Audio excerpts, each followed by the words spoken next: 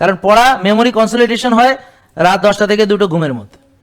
তো এই সময় যে ঘুমাবে না, সারাদিন যা পড়বে কিছুই মনে থাকবে না, আর যত পড়বে তত বলবে।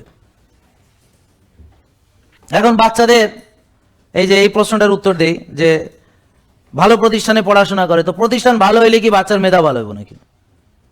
তারপর হচ্ছে যে বাচ্চা যদি প্রসেসড ফুড খায়, তো প্রসেসড ফুড দিয়ে ব্রেন তৈরি হবে, সয়াবিন তেল দিয়ে ব্রেন হবে, আইসক্রিম, সুইংগাম, চকলেট, হ্যাঁ, এগুলো দিয়ে ব্রেন হবে, পিজা, বার্গার, স্যান্ডউইচের ব্রেন হবে, ফ্রেঞ্চ ফ্রাই, বার্গারের ব্রেন হবে, হ্যাঁ, ফাস্টফুডের ব্রেন হবে, চিপ জুসের ব্রেন হবে। তো এগুলো দিয়ে তো কোনো ভালো ব্রেন হবে না, নষ্ট হবে, ইনফ্লামেশন হবে, প্রদাহ হবে।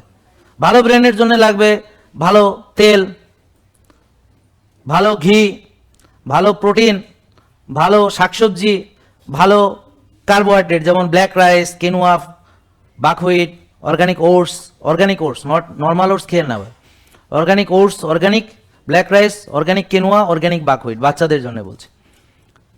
বাচ্চারা বিদেশি ফল খাবে না, তারা দেশি ফল খাবে, সিজনাল ফল খাবে। বিদেশি ফলে অনেক কেমিক্যাল দেওয়া থাকে। বাচ্চারা ফাস্ট ফুড খাবে না, প্রসেস ফুড খাবে না, বাজে তেল খাবে না।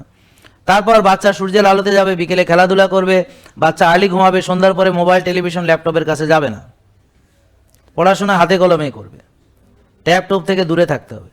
ভোরে উঠবে, ভোরে উঠে পড়বে, দুপুরে মানে গোসলের আগে সে একটু রোদ্রে যাবে, আর সকালে উঠে একটু হাঁটাচলা করবে স্বাভাবিক, আর বিকেলে খেলাধুলা করবে। এইভাবে বাচ্চা যদি রাতে 10টার আগে ঘুমায় যায়, এভাবে বাচ্চা 7-8 ঘন্টা ঘুমায়, এভাবে খাওয়া দাওয়া করে, এভাবে যা যা বলেছে এভাবে যদি চলে, দেখবেন বাচ্চার মেধা ইনশাল্লাহ ভালো হবে, ইনশাল্লাহ।